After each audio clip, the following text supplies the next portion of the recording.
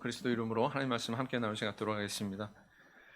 같이 함께 살펴볼 말씀 여호수아 7장 1절에서 15절까지 말씀이 되겠습니다.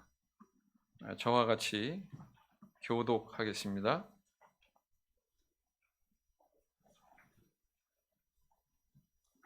제가 먼저 읽겠습니다. 7장 1절. 이스라엘 자손들이 바친 물건을 인하여 범죄하였으니 이는 유다 지파 세라의 증손 삽디의 손자 갈미의 아들 아간이 바친 물건을 취하였음이라. 여호와께서 이스라엘 자손들에게 진노하시니라.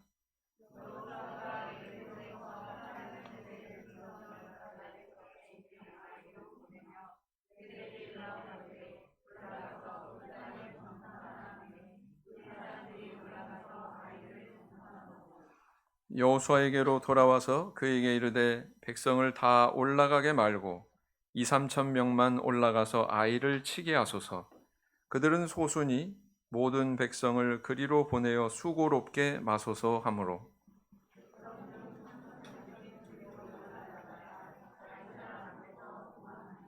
아이 사람이 그들의 36인쯤 죽이고 성문 앞에서부터 스바림까지 쫓아와서 내려가는 빛 아래서 쳤으므로 백성의 마음이 녹아 물같이 된지라.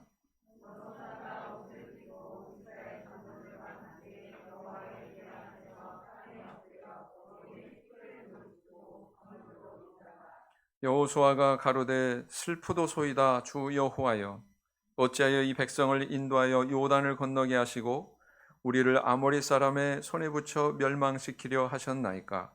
우리가 요단 저편을 족하게 여겨 거하였다면 좋을 뻔하였나이다.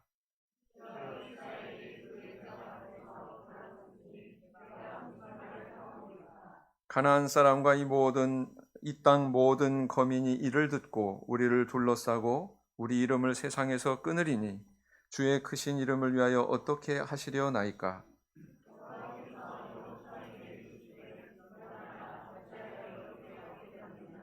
이스라엘이 범죄하여 내가 그들에게 명한 나의 언약을 어기었나니 곧 그들이 바친 물건을 취하고 도적하고 사기하여 자기 기구 가운데 두었느니라.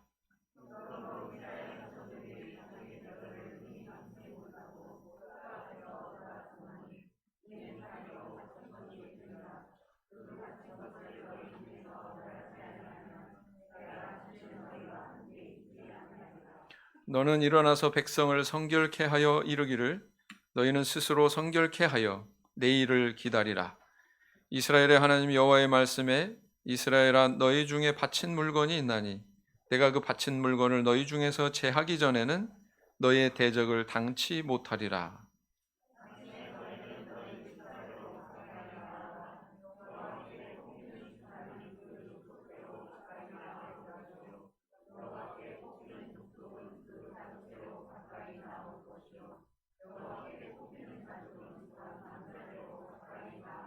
같이 읽겠습니다. 시작.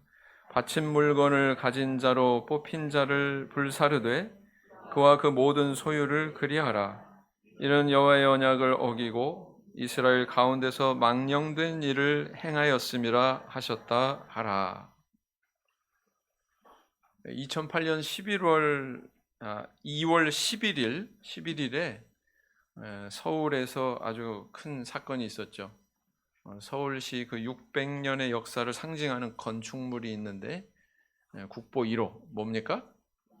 남대문 또는 그 정식 명칭은 숭례문 이렇게 부르죠.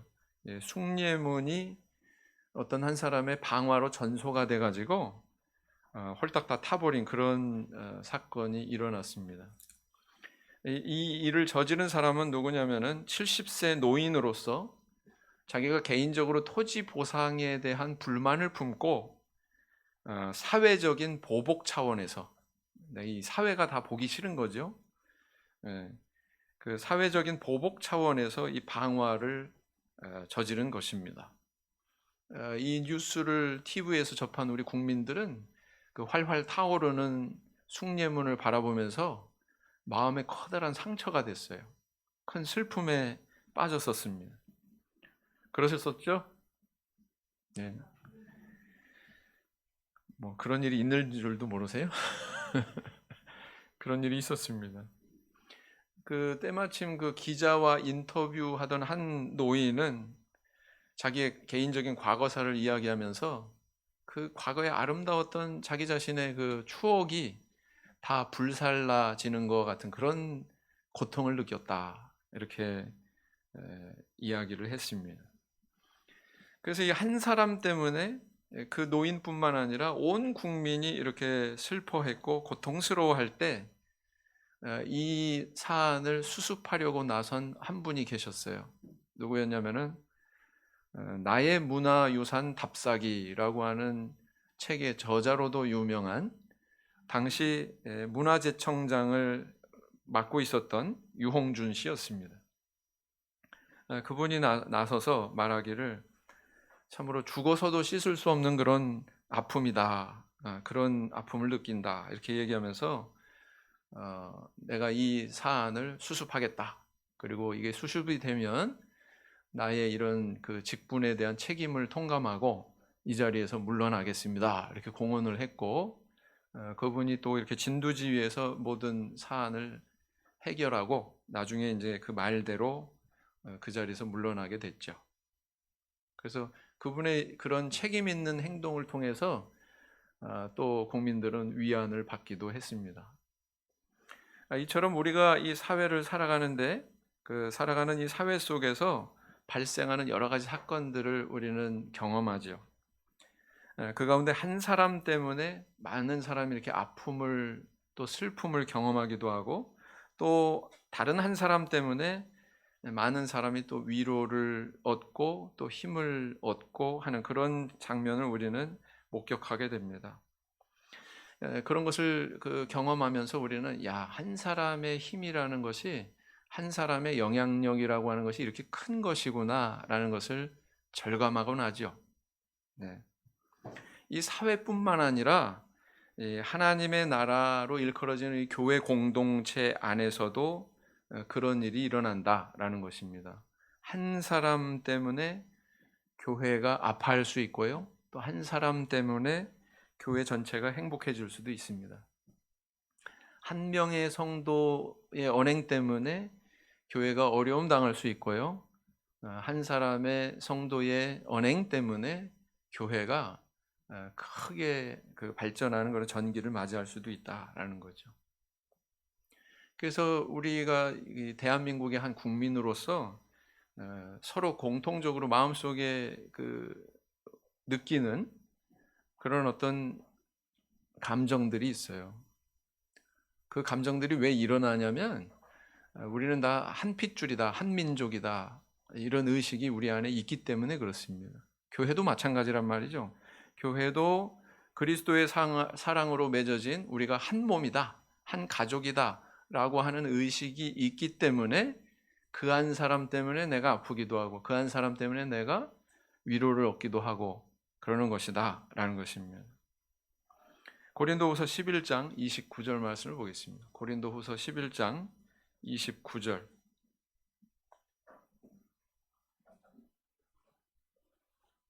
고린도후서 11장 29절 말씀을 보시겠습니다. 같이 읽겠습니다. 시작.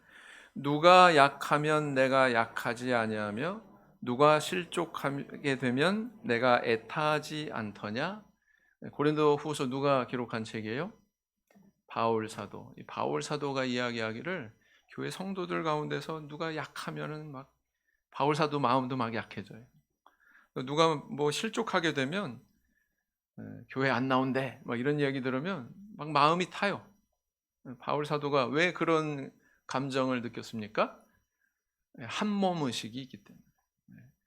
저와 내가 서로 분리돼서 아무런 관계가 없는 그런 상태에 있는 게 아니라 그리스도의 피로 나뉘어진 한 가족이다, 한 몸이다라고 하는 의식이 있었기 때문에 이런 감정이 드는 거죠. 나와 아무런 상관이 없는 애가 길바닥에서 퍽 넘어지면 별 감정이 없어요. 근데 내 자녀가 가다가 퍽 넘어지면 어때요? 애가 타죠, 그죠? 그럼 똑같습니다. 나랑 아무런 관계가 없다면 별 감정을 안 느낄 수 있어요. 그러나 나와 관계가 있기 때문에 그런 감정을 느끼게 된다라는 것입니다. 자, 그런데 우리는 이런 어떤 공동체에 대한 인식이 있는가? 우리는 하나의 공동체다, 한 몸이다. 이런 의식이 있는가? 또 내가 그 공동체의 일원으로서 내가 하는 언행이 이 공동체에 어떤 영향을 끼친다고 하는 그런 의식이 있는가? 인식이 있는가? 우리 한번 물어봐야 된단 말이죠. 네. 우리 교회가 또 우리 가정이 아니면 내가 지속적으로 신앙생활에서 승리하기 위해서는 우리가 반드시 소유해야 되는 것이 있다라는 것입니다. 그런 어떤 영적인 교훈들이 뭘까요? 오늘은 이 아이성 전투의 패배 기사를 통해서 영적인 가나안 정복 전쟁을 수행하는 우리 성도님들이 항상 승리하고자 할 때에 취해야 되는 교훈들이 어떤 것이 있는가 함께 생각하고 살펴보고 은혜를 나눠보고자 합니다. 자, 이스라엘 백성들은 우리 지난 시간에 살펴봤습니다만 여리고성, 난공불락의 요새로 세워졌던 그 성을 점령했습니다. 그 무너뜨렸어요. 가나안 땅의 그 대문과도 같은 그 성을 무너뜨렸다는 것입니다. 이스라엘 백성들이 어떠했을까요? 감정이 기뻤겠죠. 그리고 얼마나 사기가 충천했을까요? 자, 바로 그런 사기가 충천했을 그 시기에 또 다른 정복의 대상이 나타났습니다. 그 대상은 바로 뭐였냐면은 아이성이었어요. 아이성. 네? 성이 이름이 뭐예요? 아이예요. 네. 성경 읽다가 왜 여기 아이가 나오나? 이 아이는 큰 아이인가 작은 아이인가? 몇 살 먹은 아이인가? 그게 아니에요. 성 이름이 뭐예요? 아이입니다. 아이성. 성 이름이 아이니까 이 성이 크겠어요, 작겠어요? 네. 아이가 커요, 작아요? 네, 작겠죠. 자, 여호수아는 그 성의 동태를 살펴보고자 이 정탐꾼을 올려보냅니다. 그리고 그 성의 규모, 뭐 사람들의 수, 뭐 이런 것들을 살펴봤겠죠.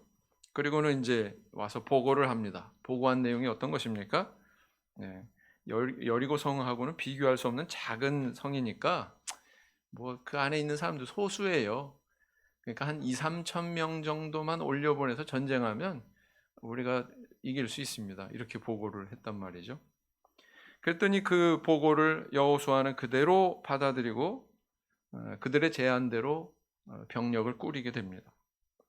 그래서 이제 그 올려 보냈는데 결과가 어떻게 됐습니까? 네. 이스라엘 정병 가운데에서 36명이 전사합니다. 그리고 이스라엘 백성들이 혼비백산에서 다 뿔뿔이 흩어져 버렸어요. 아주 쓰라린 패배를 당하게 되죠. 이에 여호수아는 어떻게 행동했습니까? 옷을 찢고 죄를 뒤집어 쓰고는 하나님의 언약궤 앞에 엎드렸습니다. 넙죽 엎드렸어요. 그리고 그에게 임한 하나님의 말씀을 통해서 그 패배의 원인이 어디에 있었는지를 알게 됩니다. 그 패배의 원인은 바로 뭐였냐면은 아간이라고 하는 인물이 직접적인 원인이었어요. 물론 간접적인 원인도 있었습니다. 그러나 직접적인 원인은 바로 이 아간이라고 하는 이 인물 때문이었죠. 하나님께서는 일찍이 레위기서를 보면 바쳐진 물건 또는 바친 물건에 대해서 특별하게 구별하라고 그렇게 명령하고 계십니다. 그 바쳐졌다라고 하는 건 누구한테 바쳐졌다는 얘기예요? 하나님께. 그러니까 그건 개인이 소유할 수 없고 개인이 임의로 취급할 수 없다라는 거죠. 거기에 대해서 어떻게 명령하셨냐면은 레위기 27장을 보겠습니다. 27장 28절에서 29절을 보시겠습니다. 레위기 27장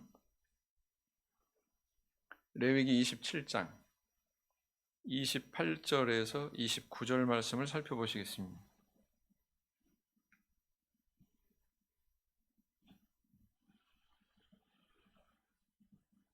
같이 읽겠습니다. 시작.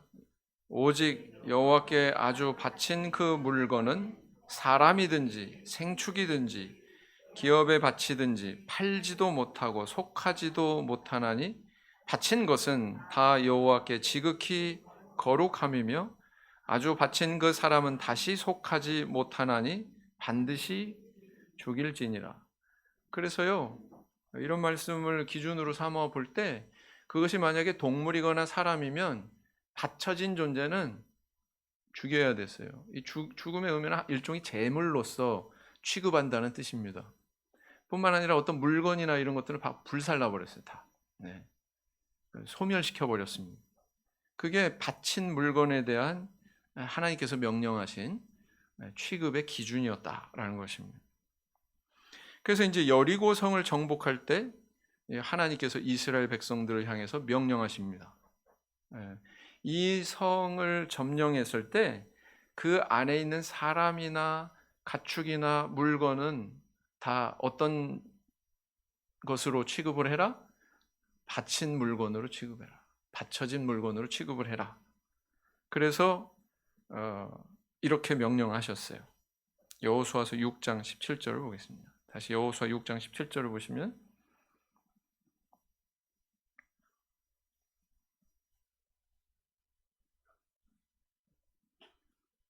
같이 읽겠습니다. 여호수아 6장 17절 시작.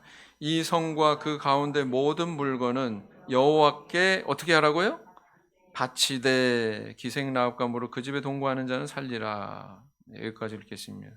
그 모든 물건 다 어떻게 하라고 그랬습니까? 여호와께 바쳐라. 이렇게 명령을 하셨다는 거죠. 그래서 7장으로 넘어가서도 바친 물건, 바쳤다, 이렇게 바친 이 표현이 무려 1절에서 15절까지 4번이나 나오고 있어요. 4번이나. 이렇게 4번이나 이 바친 물건, 이 표현이 나오고 있다는 것은 이 하나님의 명령을 어긴 누구예요? 유다 지파 갈미의 아들 아간이 몰래 훔친 이 사건이 바로 패배의 직접적인 원인이라는 것을 지금 강조하고 있는 의미다라는 것입니다.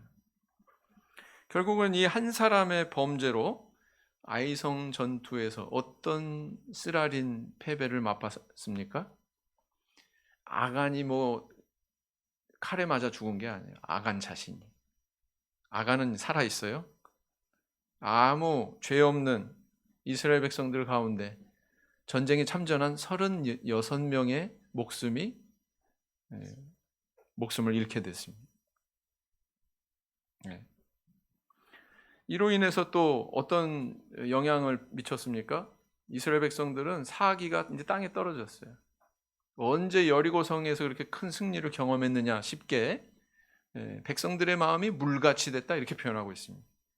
물은 부어버리면 어때요? 형체가 없이 그냥 다 녹아내려 버리죠. 다 흩어져 버리죠. 그런 것처럼 백성들의 마음이 그와 같았다라는 것을 이렇게 표현하고 있습니다. 그러니 이제 가나안 정복 전쟁 계속 수행할 수 있겠습니까? 이 정도 됐으니 불가능한 거죠.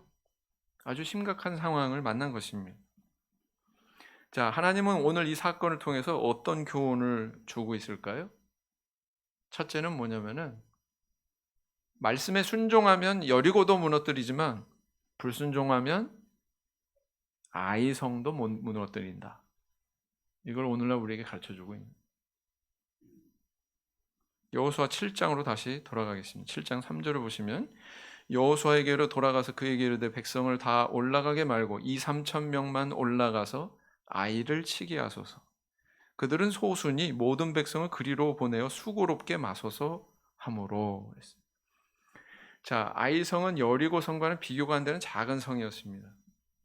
정탐꾼이나 여호수아도 이 아이성을 정복하기에는 2-3천 명이면 충분하다고 판단할 만큼 작은 성이었어요.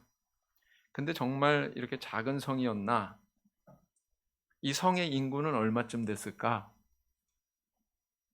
여호수아 8장에 나와 있습니다. 여호수아 8장 25절을 보시면 여호수아 8장 25절을 보시면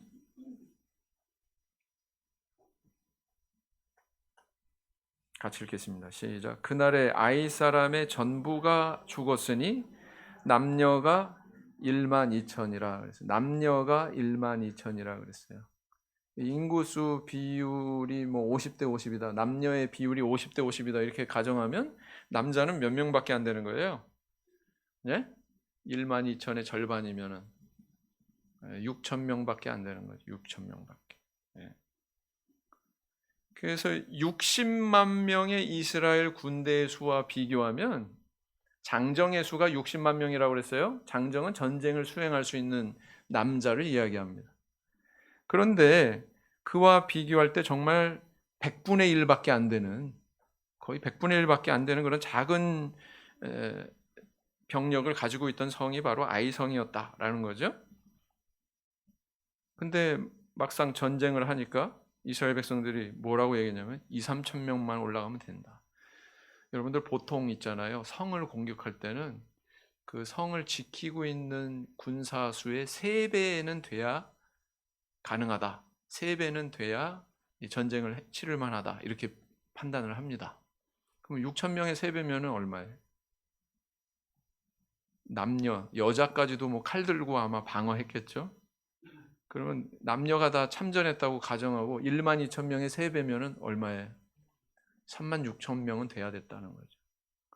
근데 10분의 1도 안 되는 2, 3천 명만 올라가면 돼요.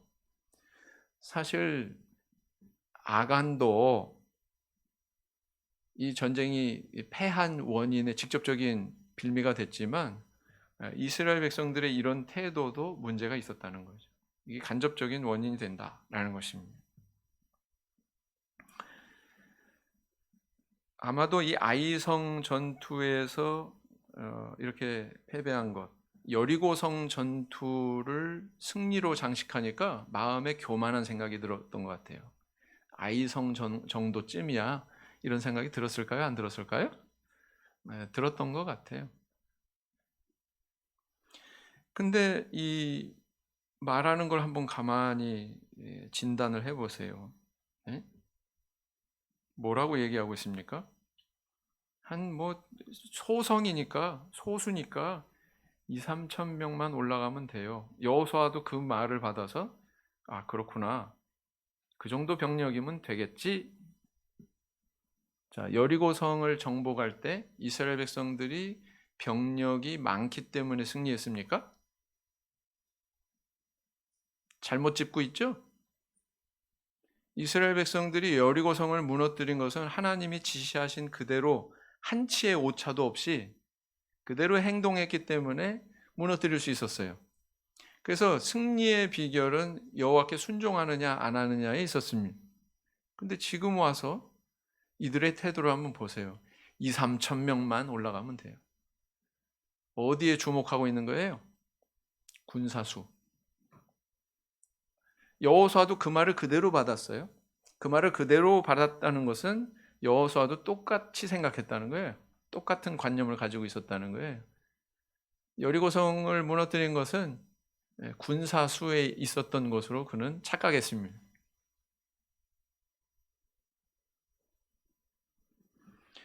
그래서 그들의 승리의 요인이 전혀 다른 데 있었는데 그들은 아이성을 정복하기 앞서서 그들의 승리의 요인이 바로 군사수에 있었다라는 것을 생각하고 있었음을 우리는 발견하게 되죠. 어쩌면 이건 오늘날 우리의 모습일 수 있습니다. 우리가 우리 삶의 현장에서 하나님 말씀에 순종해서 그 말씀을 잘 명심하고 지켰기 때문에 그래서 하나님께서 우리에게 때로는 취업하게 해주시고 때로는 우리가 승진하게 해주시고 때로는 우리가 만날 어려운 상황에서 벗어나게 해주시고 우리를 구원해 주시고 이런 것들을 체험을 합니다. 근데 그것을 체험한 다음에 정작 그 자신은 어떻게 생각하냐면 이게 내가 하나님께 순종의 길을 걸어갔기 때문에 하나님께서 나에게 주신 보상이야 이런 생각이 싹 사라진다는 거죠. 그리고는 어떻게 생각합니까? 이거는 내가 똑똑해서 내가 능력이 있으니까 아니면 내가 운이 좋아서 아니면은 내가 만난 여건이 잘 풀려서 이렇게 생각한단 말이죠. 겉으로 드러난 것만 주목합니다. 마치 세상 사람들이 생각하는 것처럼. 아니라는 거죠. 주님께서 우리에게 이야기하고 싶은 것은 그건 아니라는 것입니다. 이때가 바로 위험한 순간이에요. 우리가 아이성을 면대할 수 있는 순간입니다. TV 프로의 악어 사냥꾼으로 유명한 호주의 한 환경운동가가 있었습니다. 세계적인 명사였는데요. 이름이 뭐냐면은 스티브 어윈이라고 하는 그런 인물입니다. 그때 당시 44세였는데 이 사람이 어떤 사람이냐면은 여러분들 악어와 같이 뭐 장난치고 놀아보신 적 있어요? 악어. 네, 악어 전문가예요. 그래서 마치 악어를 애완동물 다루듯이 그렇게 근거리에서 장난도 치고요. 먹이도 주고 머리를 막 악어 입에다 이렇게 집어넣었다가 빼기도 하고 별걸 다 하는 사람입니다. 네. 자, 그런데 이 사람이 생각지도 않은 사고로 사망하고 맙니다. 호주 북부 연해에서 그 수중 촬영을 하는데 가오리에 가시에 찔려가지고 그냥 즉사해 버립니다. 악어한테는 그렇게 유연했는데, 그죠? 고린도전서 10장에 우리 바울 사도가 뭐라고 했습니까? 선줄로 생각하는 자는 넘어질까 조심해라. 선줄로 생각하는 자는 넘어질까 조심해라. 그런 말씀하고 있지 않습니까? 우리 성도님들 삶 속에서 하나님이 내게 주신 은혜와 승리의 축복이 그 원인이 어디에서 비롯됐느냐를 분명히 아셔야 돼요. 주목하시고 그것을 확증하셔야 됩니다. 네. 승리의 원동력이 되는 교훈, 그걸 반드시 기억해야 되겠죠? 뭐라고 그랬습니까? 제가 하나님 말씀에 순종하면 여리고 성도 무너지지만 그 말씀에 순종 안 하면 아이 성도 무너뜨릴 수 없다. 그렇죠? 네. 고린도후서 2장 14절, 고린도후서 2장 14절.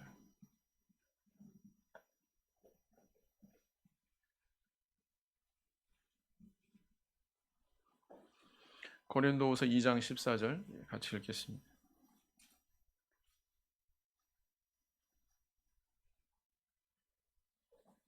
시작.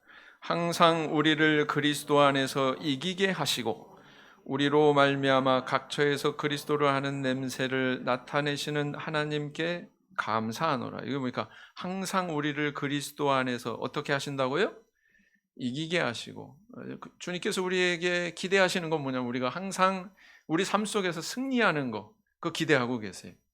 그래서 영적인 가난을 계속 지경을 넓히면서 정복해 가는 것, 그것을 우리에게 기대하고 계십니다.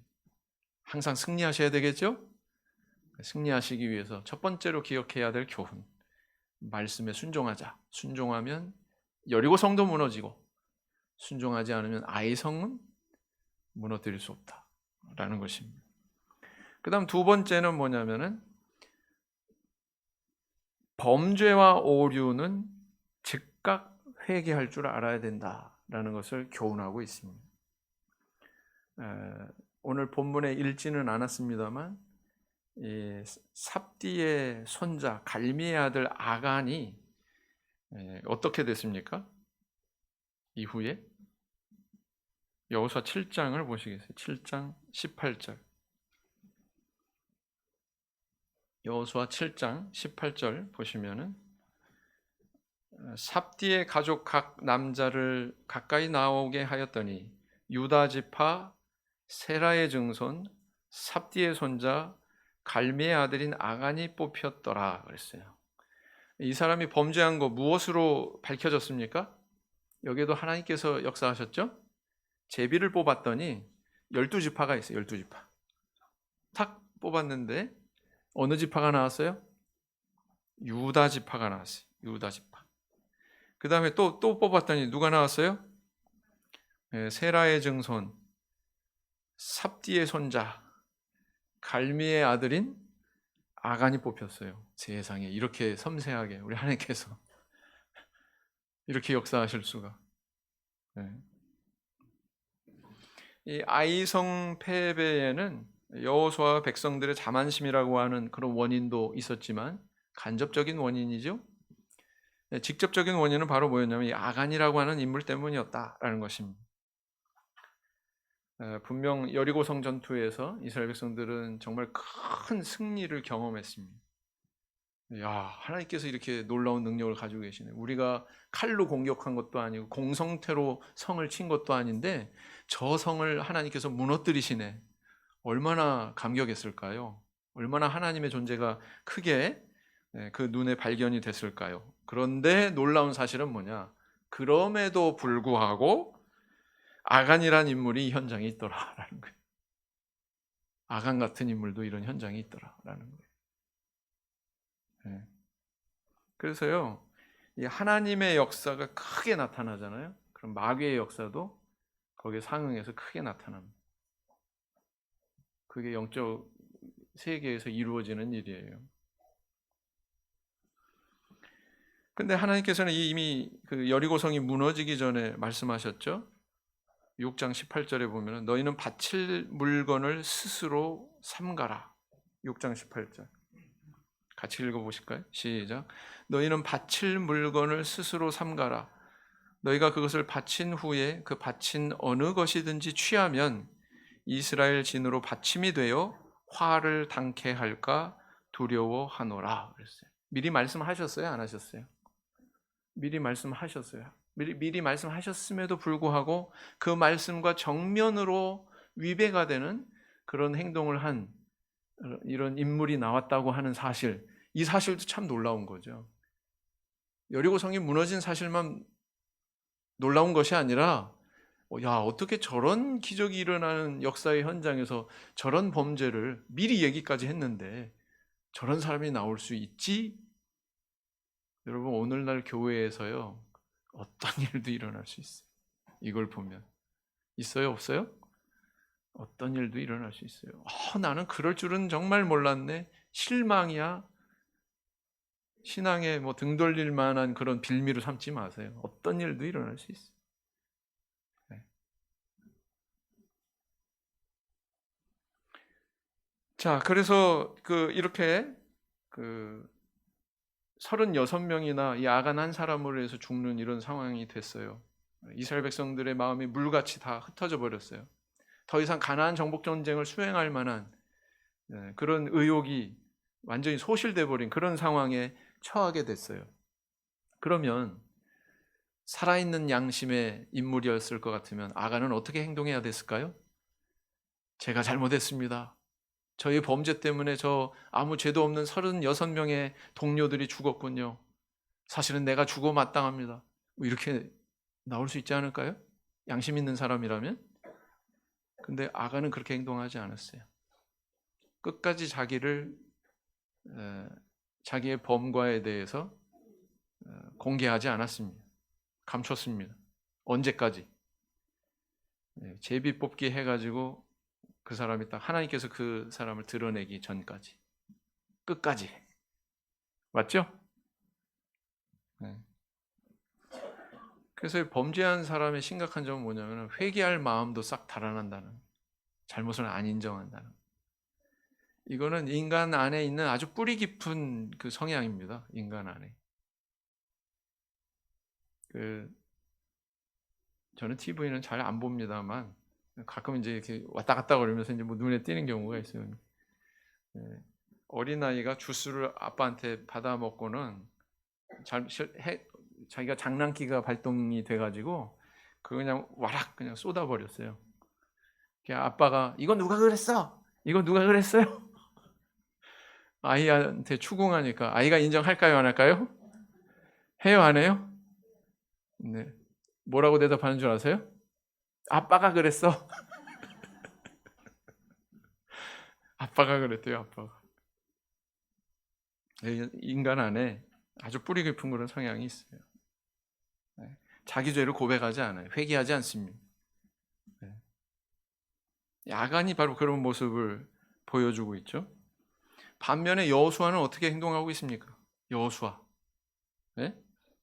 자, 이렇게 전쟁에 패배하니까 모든 장로들을 다 불러 모으고는 하나님의 언약궤 앞에 넙죽 엎드려서 기도합니다. 옷을 찢고 막 죄를 막 뒤집어 쓰고 슬픈 그런 극도의 슬픔을 표현하는 그런 모습이죠. 그런 몰골로 하나님의 언약궤에 그냥 넙죽 엎드려서 기도했다는 거예요. 네. 도대체 뭐가 문제인가? 네? 자기는 간접적인 책임만 있을 뿐이죠. 근데 모든 책임이 자기에 있는 것처럼 그렇게 행동하고 있지 않습니까? 네. 그 문제로 마치 자기 자신의 문제로 삼으면서 그것을 끌어안고서 지금 혼자서 고통스러워하고 있죠. 그죠? 자, 의인과 악인의 차이점은 뭐냐면은 그 공통점이 있습니다. 뭐냐면은 의인은 잘못을 저질렀을 때 빨리 회개의 자리로 나가요. 근데 악인은 잘못을 저질렀을 때 절대로 자기 죄를 인정하지 않습니다. 그런 특징이 있습니다. 민수기 12장에 보면 모세가 구수 여인을 취했어요. 그랬더니 미리암과 아론이 모세를 비방한 일이 일어났습니다. 그러자 미리암의 몸에 뭐가 발했어요? 문둥병이 발합니다. 그리고 하나님의 임재의 상징이었던 그 구름도 성막에서 떠나갑니다. 이 모든 광경을 보고서는 아론이 어떻게 행동합니까? 이 모든 상황을 지켜보던 아론이 넙죽 엎드려 가지고 즉시 뉘우칩니다. 뭐라 그래요? 민수기 12장 11절을 보시면 아론이 이에 모세에게 이르되 슬프다 내 주여 우리가 우매한 일을 하여 죄를 얻었으나 죄를 인정해요 안 해요? 청컨대 그 허물을 우리에게 돌리지 마소서. 그러니까 이 모세가 하나님께 기도해서 미리암의 문둥병이 낫게 됩니다. 굉장히 즉각적으로 일어났어요. 잘못에 대한 인정, 그것이 굉장히 즉각적으로 일어나는 것을 보게 되죠. 또 다른 예는 다윗 왕입니다. 다윗 왕은 하나님 앞에 합당한 자라고 하는 그런 표현을 붙일 만큼 숭앙받는 그런 신앙 위인이죠. 그런데 그에게도 오점은 있었습니다. 뭐였습니까? 우리아의 아내를 취하고 뿐만 아니라 그 남편인 우리아까지도 모살하는 그런 범죄를 한 인물이 바로 다윗 왕이었어요. 그렇게 범죄를 저질렀을 때 그를 겨냥해서 하나님께서는 나단 선지자를 보내셨습니다. 비유를 베풀어서 그의 죄과를 물었어요. 이 나단 선지자가 다윗의 그런 은밀한 범죄에 대해서 지적을 하자 다윗이 어떻게 행동했습니까? 아니 어떻게 알았지? 칼을 쓱 빼더니 나단 선지자를 확 내리쳐가지고 죽였습니까? 아마 사울 왕 같았으면 저는 그렇게 행동했을 것 같아요. 사울 왕 같으면. 다윗은 그렇게 행동하지 않았어요. 어떻게 했어요? 마치 나단 선지자가 하나님인 것처럼 그 앞에 넙죽 엎드려서 임금인데 임금하고 선지자는요 저 위고 저 아래예요. 사실은요. 열왕시대 때 하나님의 선지자 괴롭히고 죽이고 옥에 가두고 그런 나쁜 임금이 얼마나 많았는데 다윗도 그렇게 행동할 수 있어요. 근데 그렇게 행동하지 않았어요. 다윗은 어떻게 했습니까? 그 나단 선지자 앞에 엎드려 가지고 내가 여호와 앞에 죄를 지었습니다. 내가 범죄했습니다. 이렇게 인정하죠? 네. 그랬더니 참 놀라운 일이 일어났어요. 그 나단 선지자의 지적을 받고 즉시 그 앞에서 엎드려서 회개했더니 이 나단 선지자가 다윗에게 즉시 용서를 선포했어요. 이건 굉장히 놀라운 사실입니다. 한번 찾아볼까요? 정말인지? 사무엘하 12장 13절. 사무엘하 12장 13절.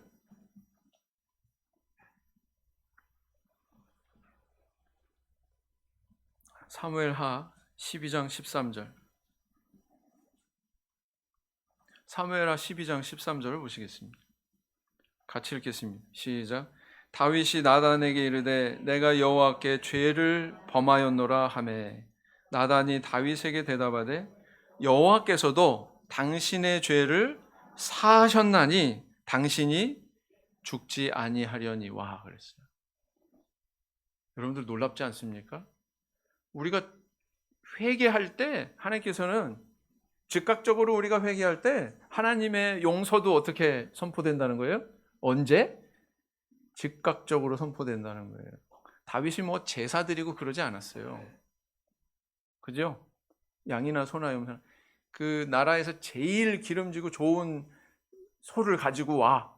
암소를 가지고 와, 뭐 수소를 가지고 와. 그래서 그걸 제사 드리지 않았어요. 제사 드리기도 전에 내가 범죄했습니다 인정하는 그 순간 나단 선지자의 이 선언이 주어졌다는 사실입니다. 맞죠? 그 죄의 특징이요. 참 특이한 게 뭐냐면은 죄를 지으면은 그것을 인정하고 자기 잘못을 인정하고 회개해야만이 용서가 주어지는데 죄를 지으면은 이상하게 그런 마음이 싹 사라진다는 거예요. 회개하려고 하는 마음이 보편적으로 싹 사라진다는 거예요. 힘들다는 거예요. 인정하기가. 어린아기도 뭐 아빠 때문이야 뭐 이러잖아요. 우리 안에 그런 성향이 있어요, 없어요? 다 있어요. 근데 그러면 안 된다는 거예요. 어떤 지적이 하나님으로부터 오는 어떤 지적이 이루어지면 그것을 어떻게 해야 되냐면은 하나님 앞에 즉각적으로 회개해야 된다라는 것입니다. 우리 가정에서 부부간에도 남편들 아내에게 잘못했으면 빨리 잘못했다고 즉각적으로 용서를 구하세요. 그래야 노후가 편합니다. 자매님들 남편에게 내가 뭐 잘못한 거 있으면 즉각적으로 남편한테 용서를 구하세요. 원래 남자란 동물은 그렇게 속 좁은 동물이에요. 그 예배가 끝난 다음에 우리 형제반들이 저한테 와서 항의를 할지는 모르겠습니다만 그 내가 잘못했으면 빨리 그것을 용서를 구하고 그 상황을 해결해야지 미루면 안 된다는 거예요. 미루면은 곧 그것은 죽음을 의미한다라는 겁니다. 계속 마비가 되거든요. 양심이 마비되고 뉘우칠 줄 모르고. 한비자에 나오는 이야기가 있는데 편작이라고 하는 유명한 당대 의사가 있었습니다. 이 사람이 그 제나라 군주 환공의 그 주치의였어요. 얼굴을 살펴보니까 피부에 병이 났습니다. 지금 치료하지 않으면 위험합니다. 그랬더니 나는 아무 병이 없다고 뭐 이렇게 그렇게 반응을 했어요. 교만한 그런 환공은 혼잣말 하기를 의사라는 것들이 다 뭐 변변치 않은 그 질병 치료해주고 공 세우려고 하는구나. 뭐 이렇게 이제 투덜거리면서 그걸 받아들이지 않았어요. 또 며칠 뒤에 편작이 이제 다시 와서 보니까 이 황공의 병이 이미 피부 안으로 깊숙이 들어갔습니다. 지금 치료하지 않으면 안 됩니다. 근데도 받아들여요? 안 받아들여요? 안 받아들였어요. 네. 그리고 또 열흘이 지나서 또 보니까 더 안 좋아 보이더라라는 겁니다. 공의 병은 이미 위장과 내장까지 파고들었습니다. 지금 고치지 않으면 위험합니다. 근데도 받아들여요? 안 받아들여요? 안 받아들였어요. 그래가지고 이게 이 편작이 어떻게 됐냐면은 먼 발치에서 그 다음에 수일 뒤에 그 환공의 얼굴을 이렇게 살펴보더니 다른 나라로 도망가 버렸어요. 왜요? 환공의 건강을 지켜주지 못했으니까 이 주치의 어떻게 될까요? 나중에 죽임을 당하겠죠. 자기 신변의 위험을 느끼고는 도망가 버렸어요. 결국은 이 환공은 주치의 말을 받아들이지 않아서 죽고 말았다고 합니다. 죄는 이 질병과 같아요. 그래서 빨리 치료할수록 좋습니다. 병을 키운다는 얘기 있잖아요. 그죠? 그런 것처럼 죄는 이 점점 퍼지는 병과 같다. 빨리 조치하지 않으면 죽음에 이르게 만든다라는 것입니다. 코로나19도 빨리 진압해야 되잖아요. 그러니까 우리가 이렇게 방역하고 그러지 않습니까? 즉각적으로 해야 되네요. 즉각적으로. 여호수아는 아론처럼 그리고 다윗처럼 하나님께 무릎 꿇는데 그 걸음이 빨랐습니다. 내 책임이 직접적으로 없더라도 그 모든 책임을 난 지도자니까 마치 자기의 책임인 것 마냥 이렇게 짊어지고서 하나님 앞에 나아갈 줄 알았죠. 그래서 오늘날 우리 성도님들도 마찬가지라는 거예요. 네 탓이 아니라 바로 내 탓이다. 우리 가정을 위해서, 가장 같으면 우리 가정을 위해서 그런 마음으로 나가야 되겠죠. 그죠? 교회의 지도자들은 그런 마음으로 우리 성도들을 대하고 우리 공동체를 생각하면서 하나님 앞에 나가야 되겠죠. 바로 이 한 사람의 이런 빠른 회개의 자리로 나가는 모습 때문에 상황이 이렇게 수습이 되는 거예요. 수습이. 이런 모습이 우리 가정에 있어야 되지 않겠습니까? 그리고 우리 교회에 있어야 되지 않겠습니까? 네. 계시록 3장 19절 말씀을 보시겠습니다.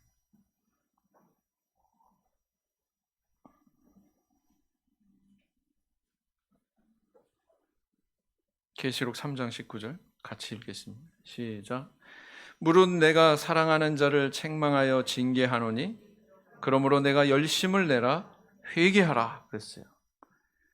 사랑하는 자를 책망한다고 그랬는데 마지막에 뭐라고 그랬어요? 회개하라 이렇게 말씀하고 있죠. 회개 열심히 하는 거, 사랑으로 주어지는 책망을 잘 받아들이는 그런 행위입니다. 잘 회개하는 것이. 자, 세 번째 교훈이 있습니다. 또 오늘 이 사건을 통해서 우리에게 주시는 교훈이 있다면 그것은 개인이 공동체에 미치는 영향이 지대하다, 굉장히 크다. 이것을 우리는 기억해야 된다라는 것입니다. 여호수아서 22장 20절 말씀을 보겠습니다. 여호수아 22장 20절.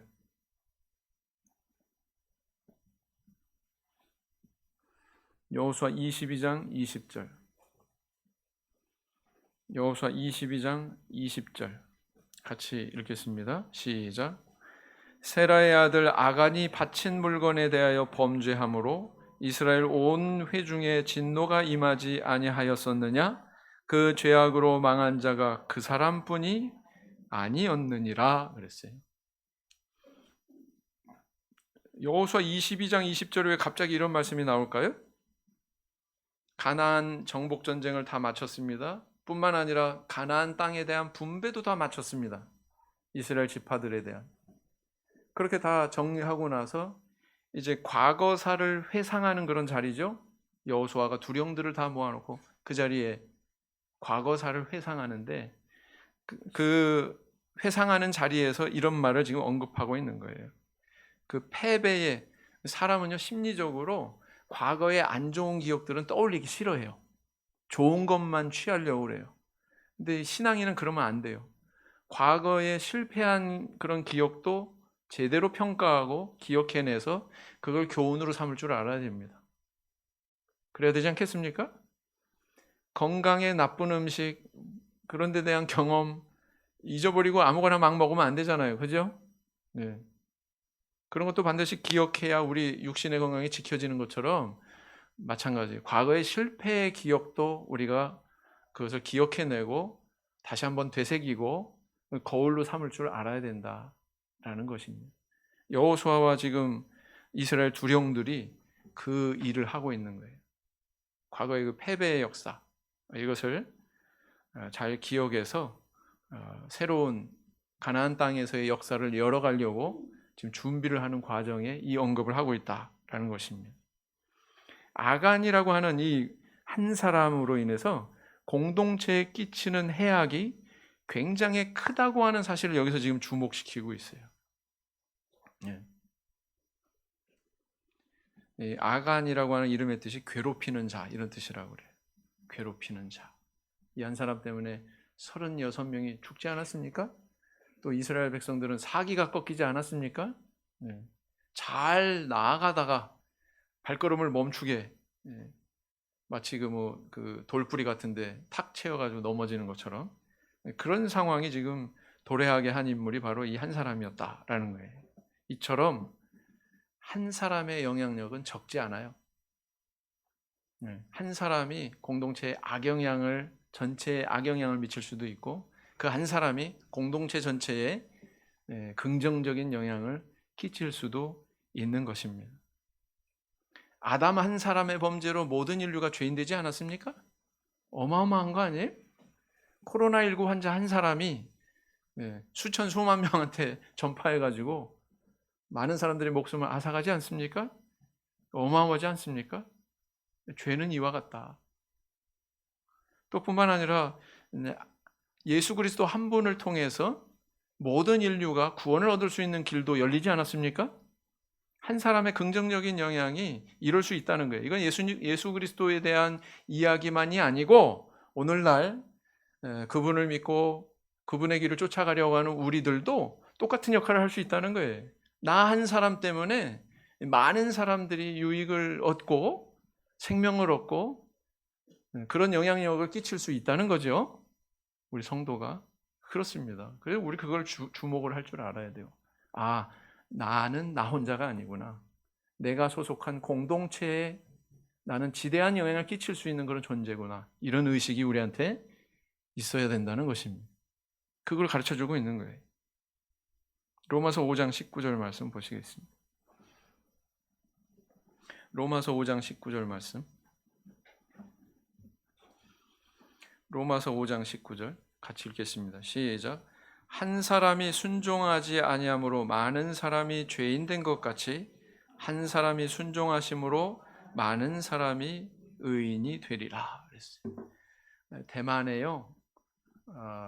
우리 양유한 장로님만 있는 게 아니고 진앙도 장로님만 있는 게 아니고 그보다 훨씬 앞선 세대의 인물로 우리 황혜리사 장로님이 계시죠.